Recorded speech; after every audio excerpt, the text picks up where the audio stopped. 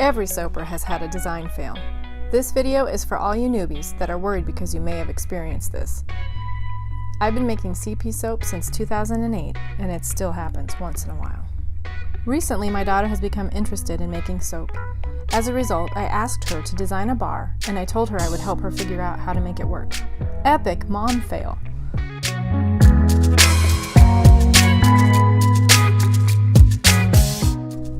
Everything started out great. I measured my mold depth and my loaf length. I got this idea for making a soap tower from Ophelia's Soapery, only I made mine with glycerin. That was my first mistake. Ophelia's Soapery uses CP soap embeds.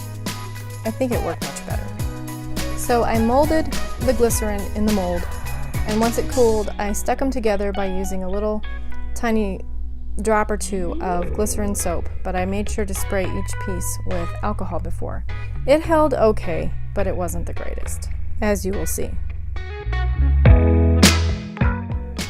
These would have been great as part of a glycerin loaf, but I wanted to see if these glycerin embeds would hold their shape in CP soap, since the tops were a bit thinner than the base.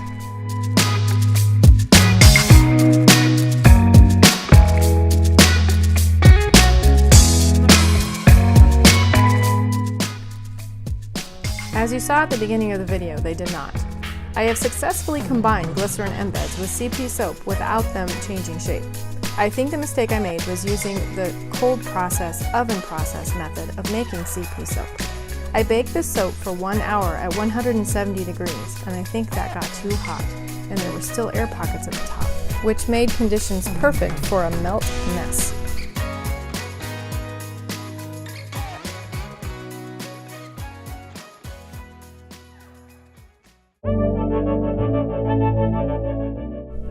The next problem I ran into was the CP soap started to set up very fast once it reached trace. I used a combination of 3 scents from Candle Science. I never thought that maybe the combination of the 3 scents would have this chemical effect. I also used sodium lactate, which I normally do, but this time it did not let me work with the soap. As a result, I glopped everything together in the main bowl and folded it together like a souffle.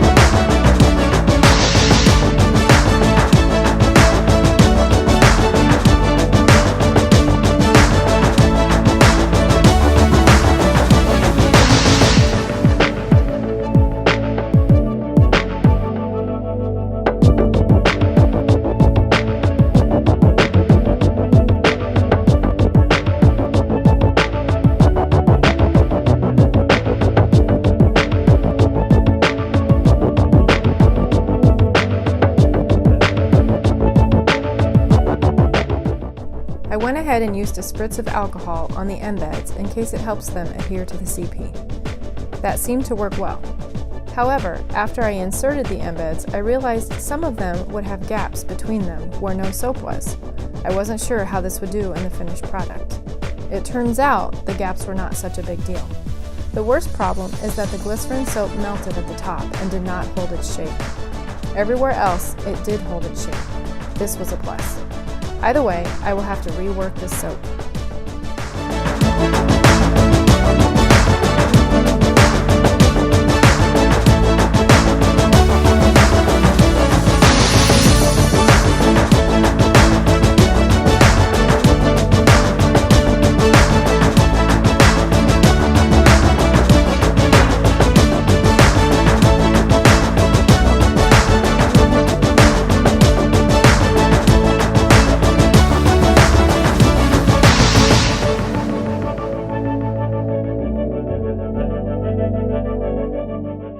The gloppiness of this soap combined with the varied texture, some of it was chunky, some of it was smooth, It just made it really difficult to work with. The soap top was definitely not my favorite.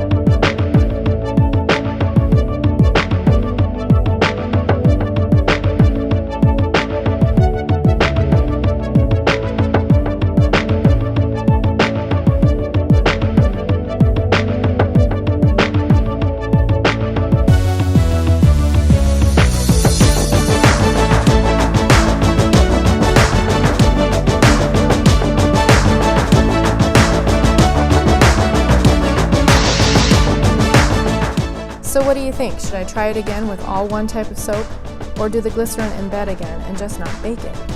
Comment below and let me know what you'd like me to try.